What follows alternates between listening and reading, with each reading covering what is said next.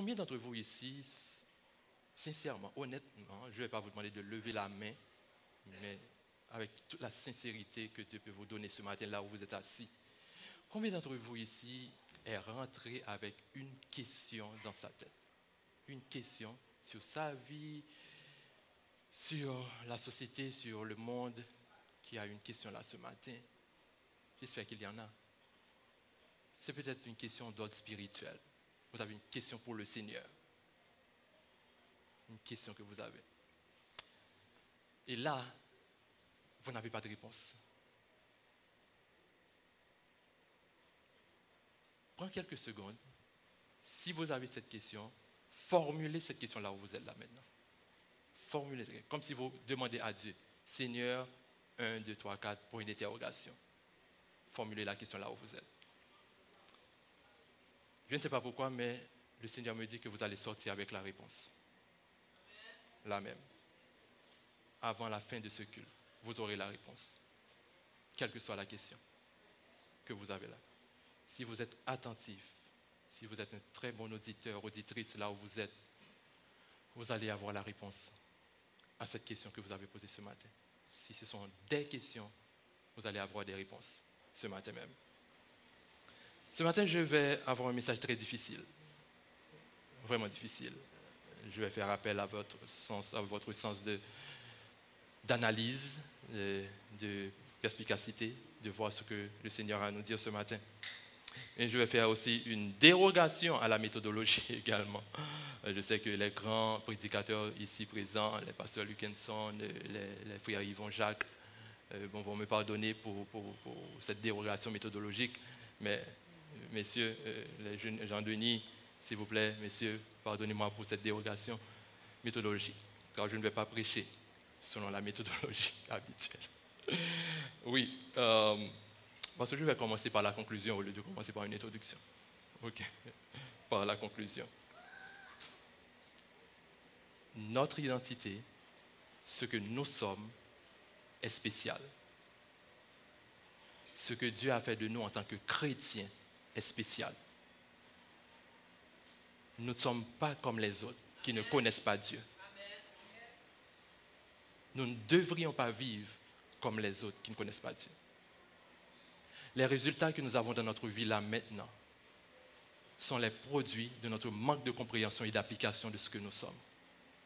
Par le fait que nous n'appliquons pas notre vraie identité, c'est pourquoi nous avons ces résultats dans notre vie, que ce soit sur le plan individuel ou collectif. Regardez votre vie. En tant que chrétien, est-ce que vous vivez la nature chrétienne que Dieu vous a donnée? Cette nature, est-ce que vous comprenez cette nature? Si vous la comprenez, appliquez ce que vous comprenez. Car Dieu se réserve le droit de vous conduire.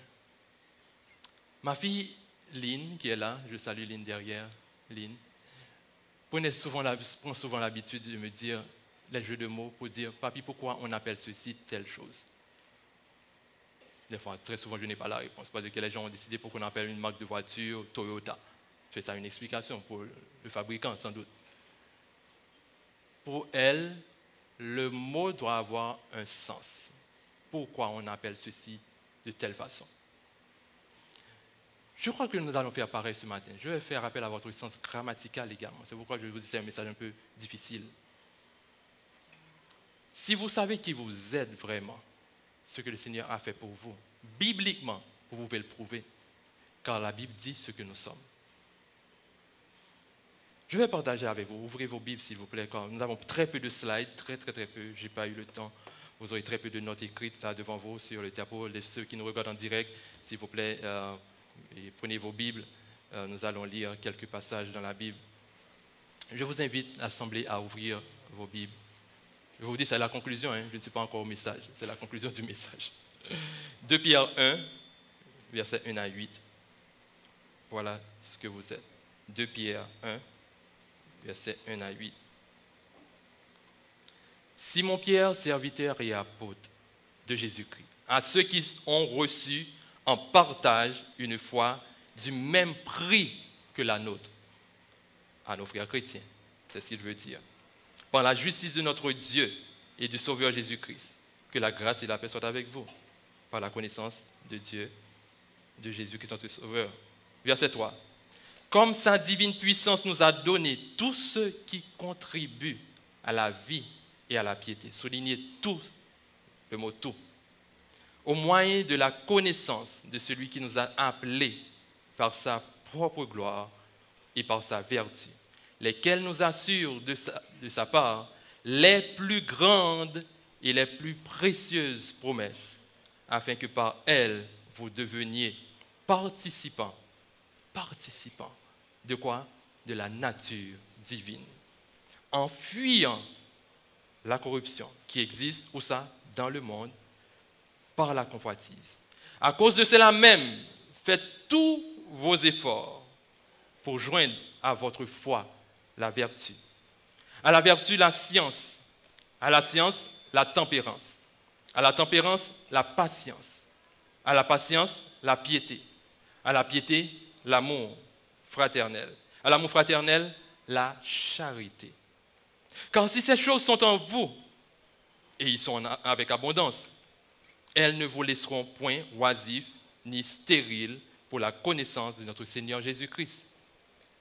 Mais celui en qui ces choses ne sont point est aveugle. Il ne voit pas de loin. Et il a mis en oubli la purification de ses anciens péchés. Voici un passage qui nous rappelle qui nous sommes. Et encore en Christ ce que nous sommes en 2 Corinthiens 13, je vous invite à lire avec moi, 2 Corinthiens 13, verset 5. 2 Corinthiens 13, verset 5.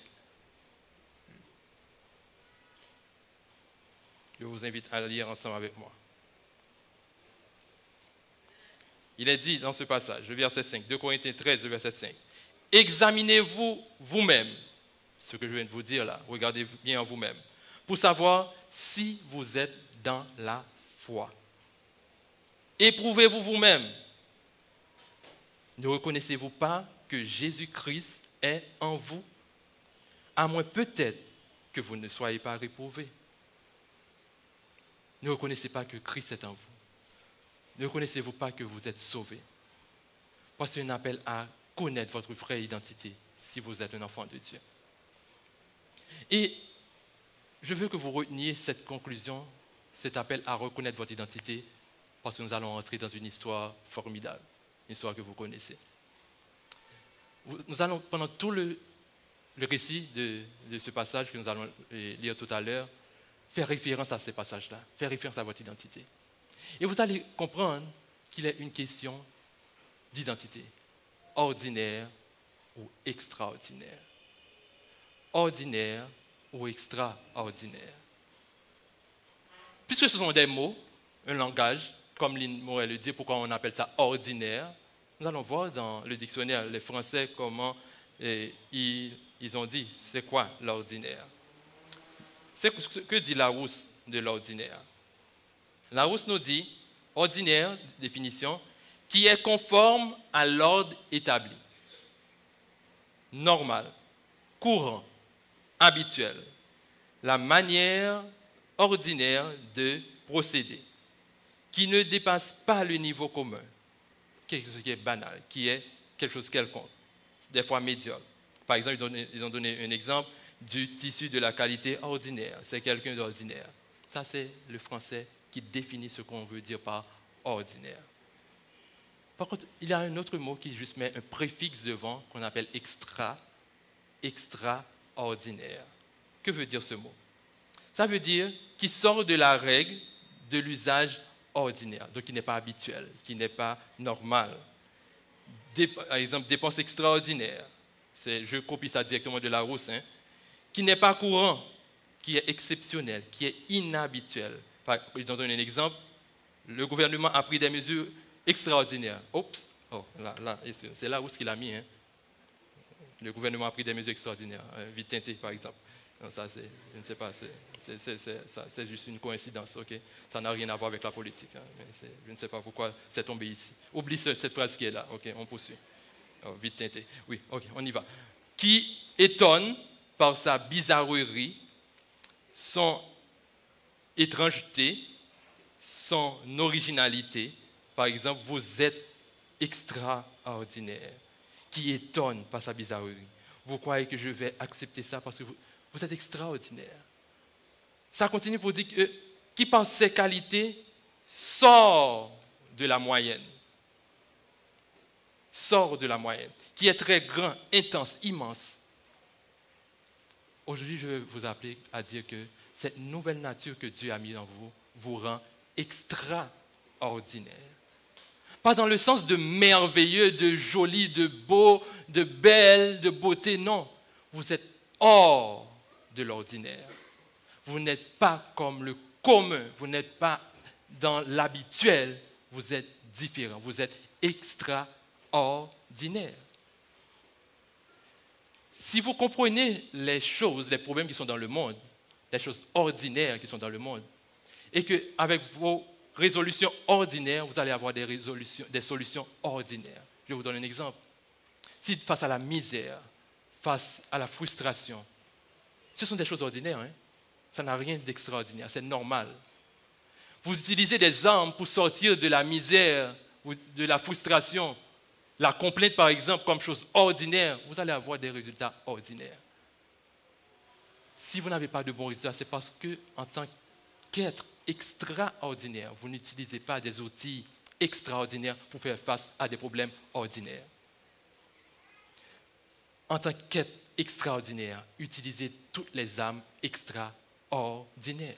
Toutes les âmes qui ne sont pas ordinaires. Et nous allons voir dans l'histoire là, c'est bien de commencer avec la conclusion, c'est un peu confus, c'est pourquoi je vous dis que la méthodologie est différente. Être hors de l'ordinaire, c'est pour le chrétien. Un chrétien n'a pas une nature ordinaire. C'est pourquoi il doit utiliser tous les moyens que Dieu lui donne. Et les moyens que Dieu lui donne sont hors de l'ordinaire. Voici l'histoire que nous allons voir. Je suis content de voir qu'il y a des enfants dans la salle. C'est une histoire qu'ils aiment bien. Retenez bien ce que je vous ai dit là au début, parce que nous allons servir de cet aspect-là pour comprendre l'histoire qui est dans la Bible. C'est une histoire sans doute que vous avez lue des centaines de fois et que les enfants adorent cette histoire. Mais nous allons découvrir des secrets qui étaient dans cette histoire sans doute que nous n'avons jamais pu saisir avant. C'est l'histoire de David et de Goliath que nous allons voir ensemble, qui se trouve en 1 Samuel 17. Vous allez voir qu'il y a une situation ordinaire. L'armée d'Israël voulait utiliser des moyens ordinaires pour faire face à une situation tout à fait ordinaire, mais pour avoir un résultat extraordinaire, et qu'ils n'ont pas pu avoir ce résultat-là. Vous allez voir dans cette histoire que Dieu va utiliser un moyen extraordinaire face à une situation ordinaire pour avoir un résultat extraordinaire. C'est là que Dieu va nous emmener ce matin. Face à vos problèmes que vous avez là dans ce pays, il n'y a rien d'extraordinaire à ces problèmes. Ils sont tout à fait ordinaires. La corruption est ordinaire. La criminalité est ordinaire. La misère est ordinaire. Pour les vaincre, il faut utiliser des âmes qui sont hors de l'ordinaire.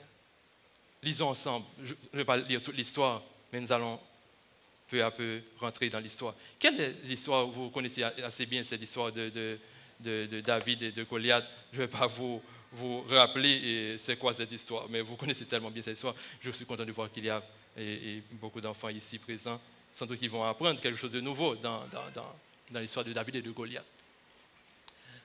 Il est question de ces Philistins qui sont en place pour faire la guerre à Israël. Et pourquoi les Philistins sont en guerre avec Israël? Les Philistins ne voulaient pas que Israël ait leur territoire. Vous avez vu constamment qu'Israël est en guerre avec les Philistins. Plusieurs fois, les Philistins. Pourquoi? Parce que les Philistins, là, ils ont compris qu'Israël veut les pousser hors de leur territoire, quand c'est le territoire que Dieu a donné à Israël, qui avait les Philistins là-dedans. Et à chaque fois, ils sont remontés au créneau. Ils sont remontés au créneau pour pousser Israël, pour détruire Israël totalement dans cet espace. Et là, voici les Philistins réunir leur armée pour faire la guerre à Israël. J'espère que vous allez suivre avec moi en 1 Samuel, le chapitre 17. Là, la Bible nous dit que la zone s'appelle Soko, qui appartient à Juda. Et la Bible nous décrit un petit peu la géographie de lieu là où la bataille. Il y a le peuple Israël qui est tout près d'une montagne, il y a les Philistins de l'autre côté, et au milieu, c'est une vallée vide. Il n'y a rien. Et bien cette image en tête, hein, ok? Il y a les Israélites de l'autre côté d'une montagne, il y a les Philistins de l'autre côté, et au milieu, il y a une vallée vide. Retenez bien l'image. On nous parle de Saül, qui est Saül, le roi d'Israël. Et là, Saül et les hommes d'Israël se rassemblèrent aussi pour conduire la bataille. Ils attendent là. Pourquoi l'un n'attaque pas l'autre? Parce qu'il y a un homme qui est sorti de quelque part. Au verset 4 nous dit, un homme. Soulignez, que dit le verset 4? Un homme. Ordinaire ou extraordinaire? Ordinaire.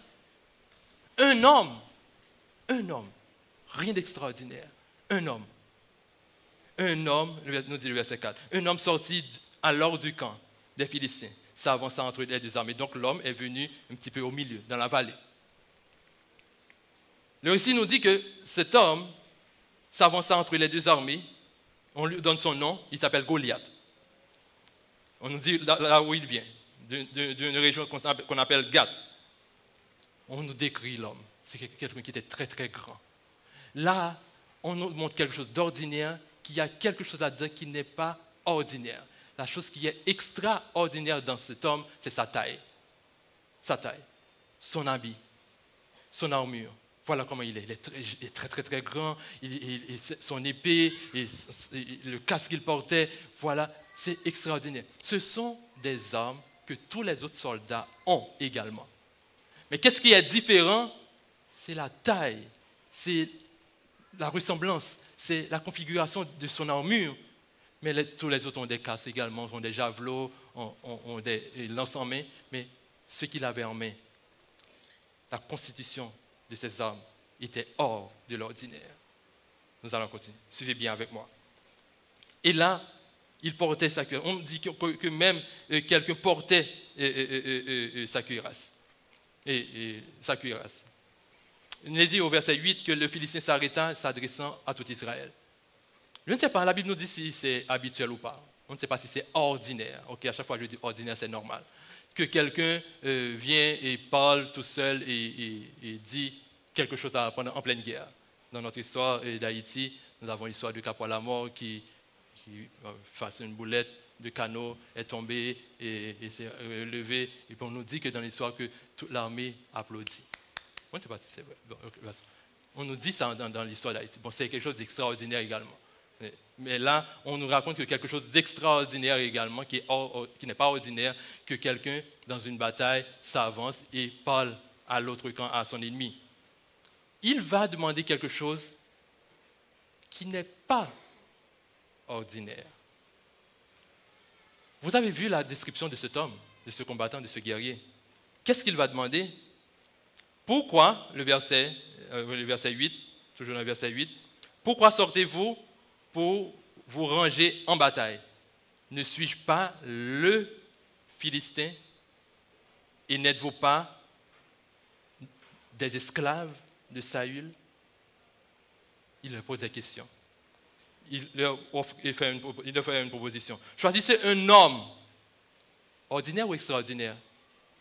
Oui, répétez, hein? Ordinaire ou extraordinaire? Ordinaire. Choisissez un homme,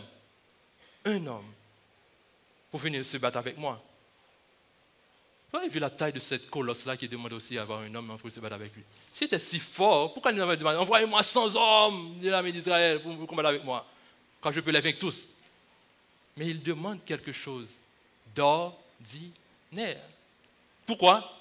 Parce que pour lui, son système de compréhension, son système-là, est ordinaire. Il veut combattre simplement un seul homme.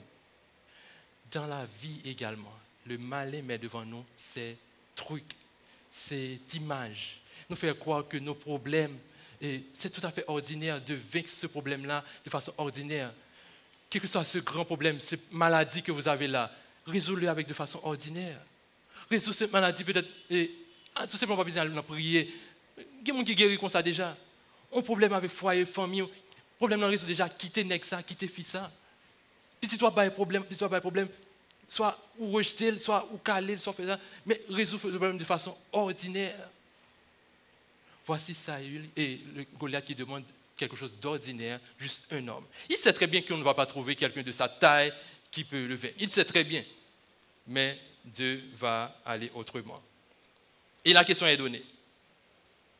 Et qu'est-ce qui se passe?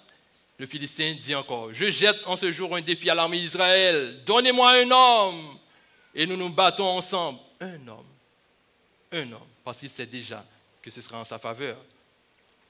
Et le verset 11 dit, Saül et tout Israël, quoi, entendirent ces paroles du Philistin, et ils furent effrayés et saisis d'une grande crainte. D'une grande crainte. Car ils sont venus pour faire une bataille ordinaire, maintenant pour eux, selon leur vision, ils sont face à quelque chose d'extraordinaire. Comment vaincre ce problème-là? Nous n'allons pas avoir honte d'envoyer 10 hommes, il a demandé pour un seul homme. Ils ont pris dans le piège. Ils ont pris dans le piège d'écouter la voix. Ils ont entendu. Ils n'ont pas regardé à leur Dieu. Ils n'ont pas regardé à ce qu'ils sont comme peuple, comme leur identité. Ils ont entendu la voix de l'ennemi. Ce qui nous arrive aussi. Très souvent, nous entendons la voix de l'ennemi qui nous dit ce que nous sommes. Ou pas assez bon. Regarde qui font mon sorti. Regarde qui paye au sorti. Qui vont faire comme ça? Pourquoi je ne suis pas bon? Nous entendons la voix. Au lieu de regarder à notre Dieu, à ce que nous sommes extraordinaires. Nous avons Christ en nous, mais nous entendons la voix de l'ennemi. Et puis, nous sommes effrayés. Nous tremblons. C'est normal. C'est normal que nous pleurons face à la misère, face aux problèmes qui arrivent, parce que nous entendons la voix de l'ennemi. Mais nous ne regardons pas ce que nous sommes, ce que Dieu a fait de nous. Ce que Dieu a fait de nous. Des combattants. Et là, on dirait que l'histoire va changer. On va nous raconter un autre chapitre de cette histoire. Le verset 14 commence à vous dire « Or David ». Or David. Et David avait été déjà oint par Samuel pour être roi d'Israël. On dit « Or David ». On parle de David là maintenant, pour nous faire comprendre qu'est-ce qui va arriver. Que David est de cet Éphraïm de Bethléem, de Juda, nommé Isaïe, qui avait 8 fils, etc. On nous présente David un peu. Et là, voici le père de David qui va demander à David quelque chose. Vous vous souvenez, frères et sœurs, la dernière fois où je vous ai parlé, je vous parlais de 3 mots. Je ne sais pas si vous avez pris des notes, moi je n'avais pas pris de notes, mais vous avez pris des notes. Vous avez parlé de 3 mots. Le premier mot était quoi? Invisibilité. Le deuxième mot était quoi? Insignifiance. Le troisième était quoi? Intimidation. Encore ce matin, nous allons voir que ces 3 mots sont entrés dans cette histoire. La phase d'invisibilité, Dieu travaille dans cette phase-là. Pendant qu'Israël est sur le champ de bataille, tremble, se cache, Dieu travaille. Pendant que vous faites face à votre problème-là, vous lamentez tous vos problèmes, Dieu travaille. Dieu travaille. Vous ne voyez pas ce que Dieu fait dans votre vie à ce moment. Dieu travaille. Le combat est devant vous. Le défi est devant vous là. Vous tremblez, vous lamentez, vous pleurez. Je ne peux pas trouver ceci, vous ne pouvez pas trouver cela. Dieu travaille dans cette phase d'invisibilité. Et vous allez voir que on change d'histoire. On retire le focus sur Israël qui tremble et on va tourner le visage sur David maintenant. Comment est sa vie? Et ça nous dit tout simplement qu'Isaïe, son père, va l'envoyer sur le champ de bataille pour apporter des choses à ses frères.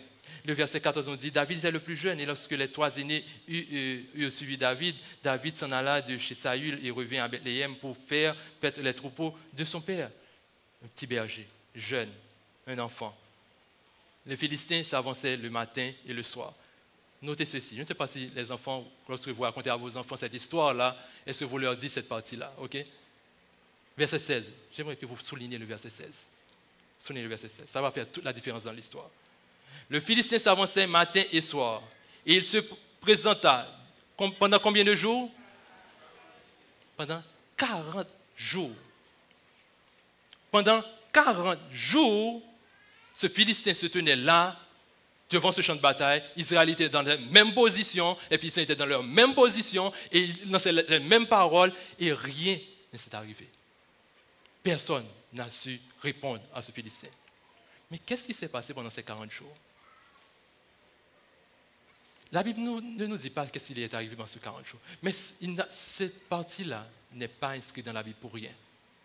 C'est pour montrer pendant cet espace-là, il y a le temps de l'invisibilité. Il y a ce temps de l'invisibilité. Là où Dieu travaille. Pendant ces 40 jours, Dieu fait quelque chose. Dieu fait quelque chose pendant ces 40 jours. Et Israël restait là à attendre, il ne sait pas quoi. Sans doute, il y a eu des conseils de gouvernement. Saül réunit ses généraux. Allons voir ce que nous allons faire comment allons-nous répondre à ce Philistin. Il y a des conseils de généraux. Oh oui, cher roi Saül, je pense que nous devons battre en retraite. Non, l'autre ministre dit, non, Saül, lançons tous des javelots sur lui. Oh non, il va nous tuer, non. Et bon, est-ce que nous allons détenter? Non, pardon, mais je ne sais pas à quelle mesure ils vont décider, mais ils sont réunis en un lieu pour décider ce qu'ils vont faire. Pendant ces 40 jours, il n'y a pas eu de réponse. Le roi Saül n'a pas eu de réponse, mais ils vont essayer de trouver quelque chose. Heureusement pour nous autres, ici nous avons trouvé quelque chose comme solution, mais comme mesure. Mais le roi Saül n'a rien trouvé pendant ces 40 jours. Et là, Isaïe dit à David, va donner à manger à tes frères. Pourquoi? Parce que ça fait longtemps qu'ils sont sur le champ de bataille. Ils devraient déjà être de retour. Va les apporter à manger. Et on va voir que David ne s'est pas plaint de ce que son père lui a demandé. Il est allé rencontrer ses frères. Regardez ce qui est dit dans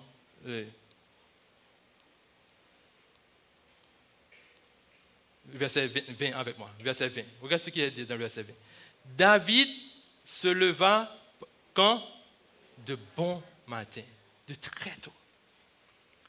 Ça déjà nous dit que David avait hâte d'y aller. David avait hâte d'y aller. Ah, regardez que David n'a pas dit que moi, papi, moi, mais je suis celui qui va être très bientôt roi d'Israël. On m'a oint roi. Ma nature, ma personne, en tant qu'ordinaire, je ne peux pas aller maintenant devant Israël apporter des choses à mes frères. David ne s'est pas plaint de ce qu'il est, mais il s'est levé de bon matin. Que serait-il arrivé si David avait peut-être dormi jusqu'à midi? Ou bien si David disait oui à son père et qu'en allant, peut-être, il a fait une autre route. Il n'allait jamais avoir l'opportunité d'entendre Goliath parler. Peut-être qu'il n'allait jamais avoir l'opportunité de tuer Goliath. Il se leva de très bon matin. Très souvent d'entre nous, pendant ce moment, l'obéissance vaut mieux que le sacrifice. Obéissez à ce que Dieu vous demande. Obéissez, car il va faire quelque chose de formidable. Vous n'allez pas comprendre. Vous allez entrer dans cette phase d'insignifiance. Car, quelle est la relation entre demander David d'aller apporter à manger et moi, roi, et la bataille? C'est une phase d'insignifiance, ça ne veut rien dire. Et là, David va tout simplement dire oui à son père. De très tôt, il va se lever et aller apporter de la nourriture à ses frères. Il a dit au verset, tout de suite au verset, et après le verset 20, toujours le verset 20, il a dit, lorsqu'il arriva, au verset 20, la fin du verset 20, lorsqu'il arriva au camp, l'armée était en marche pour se ranger en bataille et pousser des cris de guerre. De quelle armée? L'armée d'Israël. On dirait que la solution que le conseil de gouvernement a trouvée, c'est qu'Israël devrait seulement crier. Ouais. Voici tout un conseil de généraux qui est réuni. La solution qu'ils ont trouvée, c'est de crier. Ouais. Mais ils n'ont jamais fait un pas pour avancer pour qui va vaincre Goliath. C'est ce qu'ils ont trouvé seulement, un cri de guerre. Mais est-ce qu'il y avait de guerre? Non. Mais tout simplement, juste un détail, un faisant semblant. Israël et les Philistins se formaient en bataille. Est-ce qu'il y avait de bataille? Non. Armée contre armée. David, comme c'était dit, David remit les objets à ses frères. Mais David, pour lui, il pensait qu'il allait voir des gens qui sont blessés. Et ils ont dit, mais qu'est-ce qui se passe là? Mais qu'est-ce qui arrive? Et je suis venu apporter de la nourriture, mais qu'est-ce qui arrive? Et là, il dit, il courut vers les rangs de l'armée. Aussitôt arrivé, il demanda à ses frères, comment il se posait, comment allez-vous? Ça fait 40 jours que vous êtes là.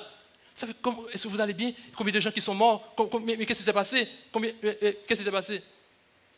Et tandis qu'il est là, au verset 23, il parlait avec eux.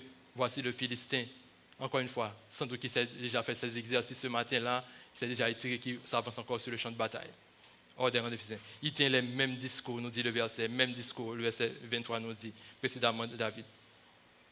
Tout Israël, verset 24, tout Israël continue à trembler, à fuir. Il était toujours dans une grande crainte, nous dit le verset 24. Chacun disait, avons-nous vu cet homme? C'est la discussion.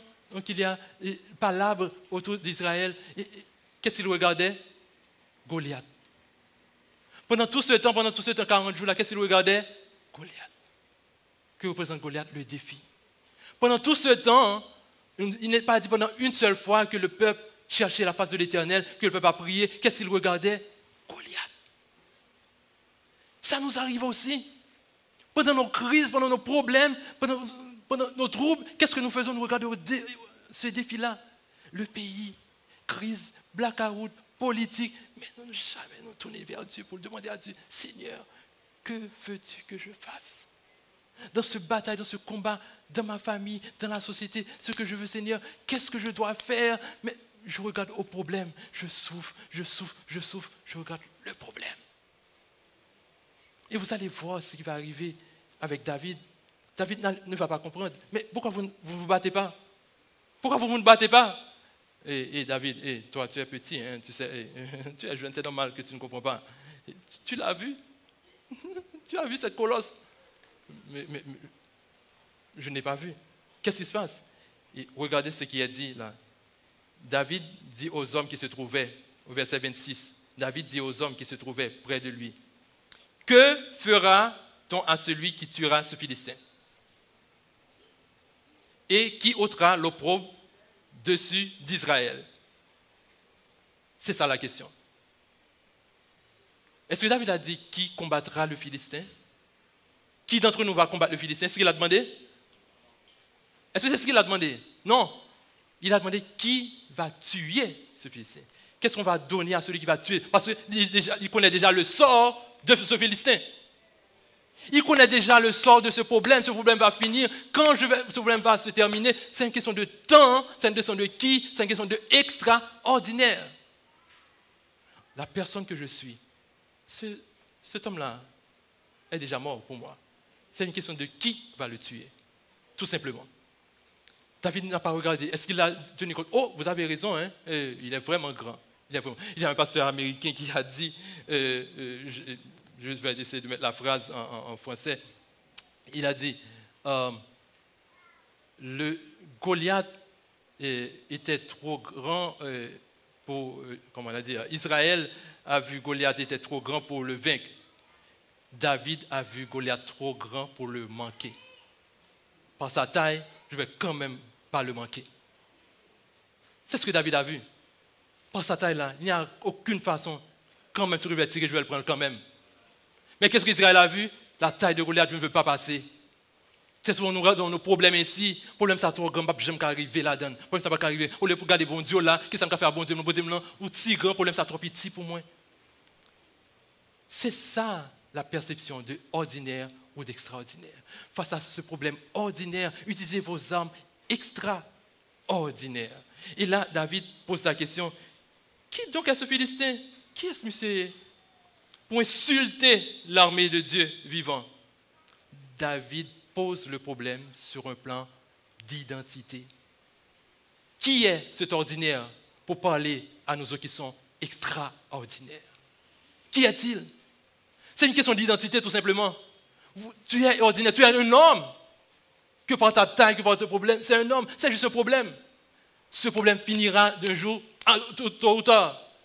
Maladie ou pas, son maladie qu'on y on va guérir.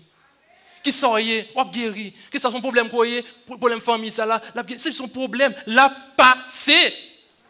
Son position gagne, c'est position président, c'est chef fouillé, directeur général, ton là a fini, on l'est quand même. Je ne peux pas me penser, pour me souffrir de ton là, parce que mon bon Dieu, le Dieu vivant, qui es-tu pour insulter moi qui suis extraordinaire? Tout simplement. C'est une question d'identité. Ce n'est pas une question des moyens que nous avons en main pour vaincre Goliath ou pas. Il pose la question sur ce problème. Dis-moi de qui vient ce problème? Goliath de Gath. Je vais reconnaître. Et le temps là, le peuple répétant les mêmes choses, le peuple disait ce qu'on fera. Et le verset 28 va nous dire quelque chose d'extraordinaire. Le verset 28, il y aura tout un changement. Eliab, commence le verset 28. Qui est Eliab? Nous dit le verset 28, le frère aîné de David, qui a entendu parler à ses hommes et il était très en colère contre David. On peut comprendre là. Ça ne vous dit rien parce que vous connaissez l'histoire, hein, mais un peu à la place d'Eliab, sans doute j'allais agir ainsi. Si je vois mon petit frère qui est venu là, dans une zone dangereuse, peut-être qu'il y a un gaz lacrymogène, qu'il y a tiré, on a couru, déplacez là, pas arrêter, Timoun, pas arrêter là. Timoun, pas arrêter là. Non, déplacez. Et puis qui ça l'a fait? Il m'a demandé, oh, il y a un gaz, il y a un gaz lacrymogène, il y a un petit roche. C'est normal pour courir d'elle. On comprend Eliab qui est en colère, on comprend. Déplacer David, c'est pas temps là pour parler, au fin de manger, allez. Eliab, nous dit au verset 28, était en colère. Et il dit, pourquoi es-tu descendu? Et qui as-tu laissé? Qu'est-ce qu'a pris son brebis? Qui as-tu laissé avec ce brebis-là? Je connais ton orgueil et la malice de ton cœur. Il connaît David de façon ordinaire. Parce qu'il vivait avec David en tant que petit frère, il connaît David, son petit frère, il connaît son petit frère en tant que personne ordinaire, tout simplement. Et David répondit, qu'est-ce que je fais? Ne puis-je pas parler ainsi? Pourquoi ça ne m'a pas posé question ça? Qu'est-ce que ça me fait de mal? Je me suis posé question sur ça, moi là. Pourquoi ça vous fâchez comme ça? Et regardez bien. Je vous dis que dans l'histoire de David et Goliath, il y a des choses très souvent que nous ne voyons pas. Le verset 30, si vous voyez souligner le verset 30, que fait David au verset 30? Et il se détourna de lui pour s'adresser à un autre. David se détourna de Eliab pour s'adresser. Pourquoi? Je n'ai pas de temps pour m'entendre des accusations à moi. Je n'ai pas de temps pour m'entendre tes palabres. Je n'ai pas de temps de discuter avec toi. J'ai quelque chose de pressant, j'ai quelque chose qui me frustre. L'armée de mon Dieu, l'armée de Dieu est en train d'insulter. Je n'ai pas de temps pour me faire littérature avec vous. Ou pas attendre moi, ou pas attendre des bénédictions, besoin de mon Dieu. Je n'ai pas de temps pour me discuter avec vous. Je veux voir l'armée de Dieu vaincre ce problème-là. Très souvent, nous nous fixons sur le problème. Nous passons notre temps à discuter sur la politique. Nous passons notre temps avec le mauvais ennemi. David a compris que Eliab n'est pas son problème. Eliab cherche un autre problème. Il avait déjà Goliath comme problème. Maintenant, il a son petit frère qui a comme problème. Il s'est détourné du vrai problème. Le problème, c'est Goliath, ce n'est pas David. Et David a compris également, ce n'est pas un moment de faire la littérature, de faire la philosophie avec Eliab. En ce moment-là, c'est mon Dieu que je cherche. J'ai besoin de mon Dieu dans ce moment-là. Malgré tout, je vais parler dans les oreilles, malgré tout, je vais chanter pour les anges. J'ai besoin de mon Dieu. Tout simplement. Si vous parlez en mon Dieu, qui j'aime mon Dieu la grand, qui j'aime mon Dieu la merveilleuse, qui ça me besoin d'en il attend de la parole de la parole, la oui, ou même chrétien qui s'annouille, on va pas gagner temps, next. On va gagner temps, next. Car ce Dieu, c'est ce que vous avez. Les yeux sur Dieu. Les yeux sur Dieu. Vous n'avez pas le temps. Il y a son propre frère. Son frère, c'est bon, on n'y pas connaît. Très souvent, nous passons notre temps à discuter avec nos parents, à discuter avec notre mari, notre femme, des choses qui sont hors du problème. Nous laissons le problème de côté. Nous laissons le problème de côté. Le problème, c'est une question d'identité. Qui suis-je? Qui suis-je devant Dieu? Qui suis-je? Et n'échappons pas du problème. Ne sortons pas du lit. Restons dans l'extraordinaire. Il est temps de laisser l'ordinaire. David dit next. Eliab, ok, tu parles d'Eliab. Je n'ai pas le temps de t'entendre, Eliab. Eliab, ok. Next. Il s'est détourné pour parler à un autre. Parce qu'il lui-même, il veut ce résultat qui est hors de l'ordinaire. Il se détourna de lui pour s'adresser à un autre. Qu'est-ce qu'il fait? Il fait les mêmes questions encore. Qu'est-ce qu'on va donner à celui qui va tuer Goliath? Qu'est-ce qu'on va donner? Mais quand David a entendu qu'on va donner la fille du roi, wow, là, c'est assez intéressant comme prime. C'est assez intéressant comme prime, là, une motivation additionnelle. Bon. David a déjà une motivation. Parce que quelqu'un est en train d'insulter l'armée de Dieu. Et là, il dit, ok, David dit, au verset 32, David dit à Saül, que personne ne se décourage à cause de ce Philistin. Ton serviteur ira se battre avec lui. Ton serviteur ira se battre. Et cette histoire ne vous dit rien, encore une fois, c'est parce que vous connaissez la fin. Au verset 33, Saül, c'est normal que David dit, tu ne peux pas aller te battre avec ce Philistin. Pourquoi? Quand tu es un enfant. Quand tu es un enfant, tu ne peux pas aller... Saül met en cause quoi pour David? Met en cause quoi? L'identité de David. Tu es ordinaire, tu ne peux pas vaincre ce problème-là qui est extraordinaire. Il met en cause l'identité de David. Comment un enfant comme toi peut penser, même penser, vaincre un homme comme lui? Qui est-ce qui est pour penser qu'à sortir dans le problème ça pour contour? Qu'est-ce que vous pensez qu'il y a pour aujourd'hui, pour ne pas être différent de tout l'autre monde? Ce n'est pas une question. L'extraordinaire ne veut pas dire que je suis supérieur à l'autre. Être extraordinaire ne veut pas dire que je suis meilleur que l'autre. Être extraordinaire veut dire que je ne fais pas les choses comme celui qui est ordinaire. Quand j'ai quelqu'un qui me guide, j'ai quelqu'un qui me donne tout le parrainage, qui me donne toute l'armurerie nécessaire pour faire face à mes problèmes. Et là, David dit à Saül au verset 34, ton serviteur faisait paître les troupeaux, il explique de son père. Je ne sais pas pourquoi le Saint-Esprit m'a montré ça hier soir. Vous vous rappelez que je vous avais dit de souligner les 40 jours que le Philistin avait? Ce que David va expliquer à Saül ici même, rien ne dit que l'ours qu'il a tué, le lion qu'il a terrassé, rien ne nous dit que cette chose n'était pas arrivée dans ces 40 jours. Pendant qu'Israël était là à trembler, Dieu préparait David. Pendant ces problèmes-là, Dieu préparait David. Dieu envoyait des épreuves à David. Il a dit, moi, j'ai tué un lion. Il y a un ours qui a pris une de mes brebis et je suis allé chercher cette brebis dans la gueule de l'ours. Une expérience déjà, les problèmes ils semblent finis. Moi, côté bon Dieu, je l'en prends, les retirer.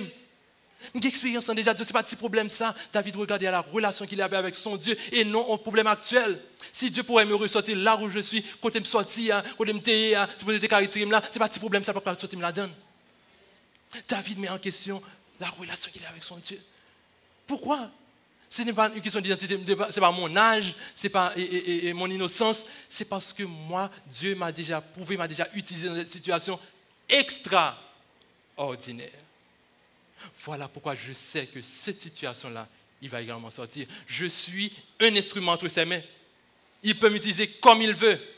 Oh, il dit façonner, j'en voulais. Toute volonté me fait un coup. Oh, chanter, mais ça, menez-moi côté, mon voulez. Est-ce que c'est vrai si mon Dieu mène sur le champ de bataille, ça va prêter? Est-ce que c'est vrai si mon Dieu mène sur le champ de bataille, ça va utiliser l'identité ou? Est-ce qu'on va quitter le champ de bataille, est-ce qu'on va trembler, même si on fait avec ma misère là, qui entend dire la voix de l'ennemi? Qu'est-ce que vous allez faire? Et là encore, et David dit, oui, rapidement, je peux. Il paraît que David est arrivé à convaincre Saül de ce qu'il devait faire. Et rapidement, l'histoire nous dit que et Saül dit, habillez-le, ok, envoyez-le sur le champ de bataille. Bon, on dirait que bon, c'est un sacrifice, donc qu'on en fait ce qu'on veut avec lui. Ok, là, hein, bon, dommage, c'est dommage, mais on va perdre ce petit. On a habillé David. On a habillé David avec quoi, frères et sœurs? Avec des choses ordinaires. Armure, épée, casse, cuirasse. On lui a donné des choses ordinaires. Pourquoi? Pour vaincre un problème extra. Le résultat ne sera pas là. Cette formule ne marche pas. On ne vainc pas des problèmes extraordinaires avec des solutions ordinaires. Ça ne va pas marcher. Et David a compris cela. David a, ok, oui, on m'a donné, ouf. David se sent trop lourd en tant que jeune, ouf. Il dit non, ça ne va pas, enlève tout ceci là, enlève tout ceci. Parce que ce problème-là qui est devant moi là, c'est pas ordinaire selon eux, mais pour moi ce problème-là, je dois le régler avec quelque chose d'extraordinaire, avec mon Dieu. Avec mon Dieu. Et là rapidement, on nous dit que David s'est débarrassé de tout ce qu'il a pour terrasser. Et David dit encore, l'Éternel qui m'a délivré de la griffe, verset 37, l'Éternel qui m'a délivré de la griffe du lion et de la patte de l'ours, me délivrera aussi de la main de ce Philistin. Sur quoi il s'est basé? Il s'est basé sur la promesse de Dieu. David a regardé la promesse de Dieu. Il n'a pas regardé ce Philistin, il n'a pas regardé ses armures. Ce n'est pas travail à regarder, ce n'est pas salaire comme la paye à regarder, ce n'est pas belle machine à regarder, ce n'est pas belle caille à regarder, ce n'est pas renommé, ce n'est pas nos familles à regarder. Il regardait la promesse de son Dieu. La promesse de Dieu. Et sous lui pour me compter. Bon Dieu m'a dit, il n'a pas fait, je suis dans l'éternité, c'est sous lui pour me compter, il ne va pas abandonner. C'est la promesse que je dois regarder, non le problème. C'est la promesse que je dois regarder. Il m'a dit qui je suis. Je suis une race élue, un sacerdoce royal, une nation sainte, un peuple acquis. C'est sur ça pour me compter. Je ne vais pas compter ce problème qui est mis haïtien ou pas. Oui, je suis haïtien, mais je suis fils de Dieu. C'est sur ça pour me garder. Je ne vais pas me regarder si je suis misère, si je suis misère. Oui, je suis là. Mais ce Dieu-là, je dois compter sur ses promesses pour changer quelque chose. Dans ce combat le combat-là qui est devant moi là, je dois utiliser ces armes extraordinaires. Et là, David nous dit, et l'histoire nous dit que David est allé devant Goliath pour le vaincre. Et encore, David saignit, il prit en main son bâton choisi, tout ce qu'on lui donne. Le Philistin s'approcha au verset 41. Peu après David, l'homme qui portait son bouclier marchait aussi, campé devant lui. Le Philistin regarda David. Attends. J'avais demandé un homme, J'avais demandé un homme pour me vaincre. Petit, il y a quelqu'un avec toi? Tu as des parents avec toi? Qui est le soldat qu'on a envoyé? Non, c'est moi.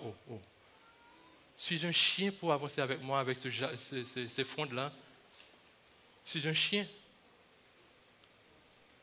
Et là, le Philistin dit à David, suis-je un chien pour que tu viennes avec moi avec des bâtons? Et après l'avoir maudit, essaie de maudire David. Mon qui est bon Dieu, a dit que son bagage est sourd. Ok. Là, David dit au Philistin, David a parlé avec lui. Tu marches contre moi avec l'épée, la lance, le javelot, et moi je marche contre toi au nom de l'Éternel des armées, du Dieu de l'armée d'Israël que tu as insulté. C'est une question d'identité. Tu prends ces choses-là, ton bâton, tu marches avec moi avec toutes ces choses, des armes que tu penses qui sont extraordinaires. Moi, je viens devant toi avec mon Dieu, celui que je connais, la promesse de mon Dieu. C'est avec ça que je suis venu te vaincre. Aujourd'hui, l'Éternel te livrera main entre ses mains. Ce n'est pas un problème qu'on va résoudre demain si Dieu veut. Le problème qu'on va résoudre dans 2 semaines. C'est aujourd'hui, comme Pasteur Bastien l'a dit. Les problèmes ont une date d'expiration. Aujourd'hui, c'est la date d'expiration de ces problèmes. Le problème ne finira pas demain, mais aujourd'hui. C'est aujourd'hui que l'Éternel me livrera entre tes mains. Pourquoi? Parce que ces promesses sont véritables. Ces promesses sont véritables. Ce n'est pas demain. Le combat n'a même pas arrivé. Aujourd'hui même, à l'instant même, l'Éternel me livrera entre tes mains. Et je te battrai et je te couperai la tête. Non, mon font comme ça là. Ce petit là, il est insultant. Et là, David lui a fait ses promesses. Et toute cette multitude saura, verset 47, et toute cette multitude saura que ce n'est ni par l'épée, ni par la lance, que sauve l'Éternel. Car la victoire appartient à l'Éternel. Ce n'est pas par les choses ordinaires que je vais me faire ce problème. Ce n'est pas par mon argent, ce n'est pas par mes connaissances, ce n'est pas par mes relations, mais avec l'Éternel, mon Dieu, que je mettrai fin à ce problème. Et aussitôt, le Philistin, enflammé, en mouvement, nous dit le verset 48, là, il est en mouvement pour marcher. Ça parle le trop pour lui, parle le chaud en tête, là. Il faut le courir. David commence trop à parler trop devant là. Le problème, et vous connaissez le reste de l'histoire. Je me rappelle ma fille lorsqu'elle était petite. Et ma fille me disait, David fait foum, go, Goliath tombe. Bon, les enfants ici qui connaissent l'histoire, il y a cette partie que vous n'avez pas vue sans doute. Qu'est-ce qui s'est passé? David affronte le problème au nom de l'Éternel des armées. Ainsi, avec une fronde en main, verset 50 nous dit, avec une fronde en main et une pierre, David fut plus fort que le Philistin. Très souvent, nous finissons l'histoire ici, pour nos enfants, n'est-ce pas? David a jeté Goliath avec sa fronde, a tué Goliath avec sa fronde, n'est-ce pas? Les enfants qui sont là reconnaissent bien cette histoire. David a tué Goliath avec sa fronde. Non, l'histoire n'est pas finie. L'histoire n'est pas finie. Regardez bien. David veut continuer les promesses qu'il avait dit. Ça a été dit Goliath, la Bible fait. Il t'a dit Goliath qui ça l'a fait. Il n'a pas dit Goliath me promet un bon coup de roche pour tomber. Il n'a pas dit Goliath, il dit qu'il m'a tué. Il dit qu'il m'a fait un problème ça. Là aujourd'hui, comme il l'a dit. Et vous savez, la Bible ne nous dit pas que c'est la fronde qui a tué Goliath. La Bible ne nous dit pas ça. Regardez un peu plus loin. Verset 51. Il courut, s'arrêta près du Philistin et saisit son épée qu'il tira du fourreau, qui ça? Le tua. Il lui coupa la tête. Mais quand il finit avec lui. Très souvent pour nos problèmes également. Quand vous êtes dans cette bataille, il y a cette phase de combat. Vous pensez avoir vaincu ce problème-là, mais il faut en finir totalement. Il faut quitter zone problème ça lui-même. Lorsque vous finissez faire vainqueur, vous finissez un problème ça, quittez zone non, finissez avec totalement. Monde ça c'est un problème lié, vous finissez avec problème ça, coupez relation ça totalement. Pas continuer faire pas la vampire, pas de problème, il faut le finir totalement. Mon Dieu dit la sortir le problème, la sortir pas partiellement, pas 90%, pas 99%, mais totalement. Qui ça le fait là. Je t'avais promis que j'allais te couper la tête et que les oiseaux vont manger ton cadavre ici. C'est peut-être pas une bonne image pour les enfants là, qui sont un petit peu sensibles, hein, mais c'est ça l'histoire. C'est la Bible qui le dit. David voulait finir complètement avec ce problème. Sauf souvent dans notre pays, nous faisons trop de compromis. Nous arrivons là, peut-être, si je sens qu'aujourd'hui ça va, pour aujourd'hui seulement ça va, alors pour moi ça va seulement aujourd'hui. Le Seigneur ne te retire pas seulement pour aujourd'hui, mais il veut te retirer totalement du problème. Totalement du problème. Ça, le barreau net. Il va barreau à 50%, il va barreau à 99,99%, mais la barreau net. Relation ça, c'est Marie Salbao, c'est Madame Salbao. Il va barreau pour un mois, il va barreau pour 10 ans, mais le barreau net. Saisissez ça. Fini avec le problème ça, sorti là-dedans net. Et là, David coupa la tête de Goliath. Et pour nous autres, très souvent, nous pensons que le problème s'arrête là. Est-ce que c'est là fini l'histoire? L'histoire ne s'arrête pas là. Si couper la tête de Goliath, c'était là toute l'histoire. Il manquerait quelque chose. Car cette perte qui est là va devenir le témoignage que l'armée de Dieu a vaincu le problème au nom de l'Éternel. Qu'est-ce qui est arrivé? Et quand David fut de retour, verset 55. Non, verset 54. David prit la tête du Philistin et le porta à Jérusalem. Et il mit dans sa tente les armes du Philistin. Lorsque Saül avait vu David marcher contre le Philistin, il avait dit à Abner, etc. Mais toute l'armée de...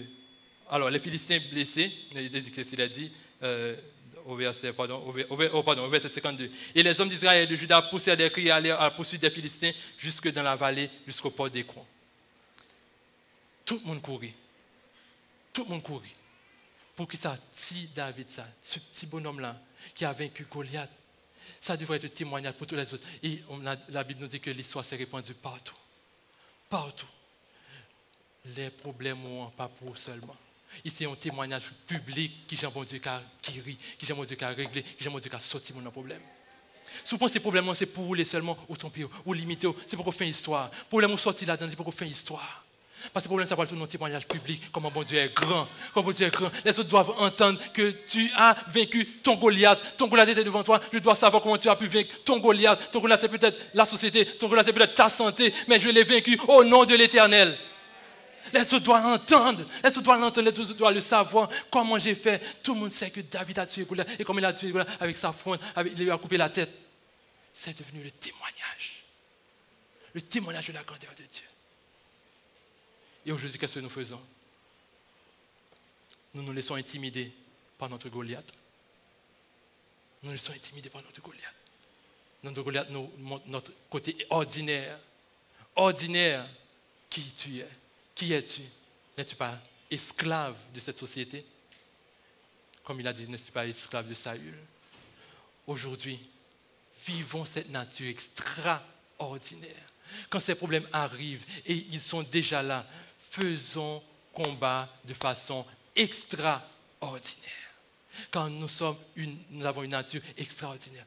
Je vais vous donner cette image pour terminer, qui est assez difficile à comprendre. Si nous croyons que nous sommes ordinaires de ce côté, regardez bien, ordinaires, et que nous savons que Dieu est extraordinaire de notre esprit, pour que Dieu puisse travailler en nous, et nous savons que nous avons reçu Christ en nous, une fois cette tête extraordinaire vient habiter dans l'être ordinaire que nous sommes plus ordinaires. Tout ce qui peut se sortir d'ici sera extraordinaire. Nous avons la même nature, nous partageons la nature divine. Tout ce que l'identité, tout ce que Jésus a, tout ce que Jésus est, je le suis. Il m'a dit qu'il a fait de moi les héritiers du royaume.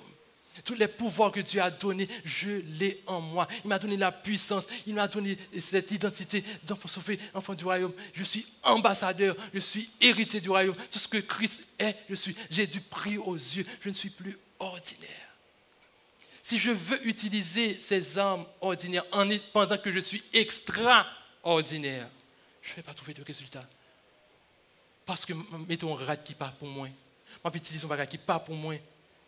C'est comme si vous aviez une clé, vous entrez dans le serrure, vous fourrez clé, ou elle ne va pas marcher. Vous fourrez clé, il va marcher. Pour qui ça? Parce que vous utilisez la mauvaise clé. Vous utilisez la mauvaise clé. La serrure, ce n'est pas cette serrure-là. Cette clé-là devrait être changée.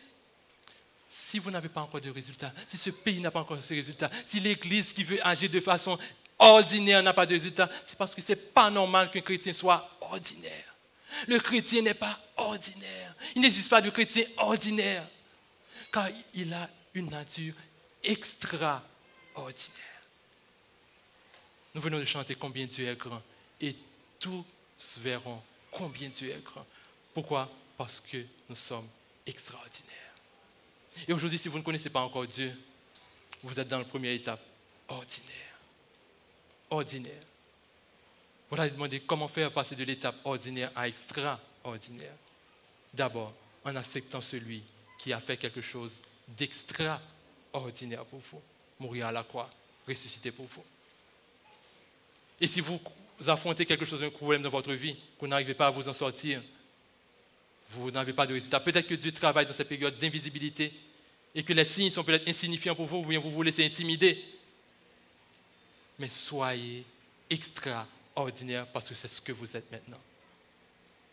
Est-ce que vous voulez vraiment vivre cette partie extraordinaire en vous? Commencez là maintenant, aujourd'hui. Je vous avais dit au début qu'il y a une question pour vous. Est-ce que Dieu a répondu à cette question? Est-ce que Dieu a vraiment répondu à cette question que vous avez? Je crois que oui. Il me l'a dit hier soir. Il a dit que je vais répondre à plusieurs questions dans cette église. Il me l'a dit. Et je crois effectivement que l'église ne donne pas résultat parce que l'église se contente d'être ordinaire. Nos familles ne donnent pas de résultats dans cette société parce que nous comptons seulement d'avoir des familles ordinaires. Faisons de notre mieux pour vivre de cette vie extraordinaire que Dieu nous donne. J'invite nos amis à prier et que le Seigneur nous donne cette puissance de vivre toute la gloire, marchons de gloire en gloire pour son nom, pour sa plus grande gloire. Merci beaucoup, que le Seigneur vous bénisse. Merci à vous.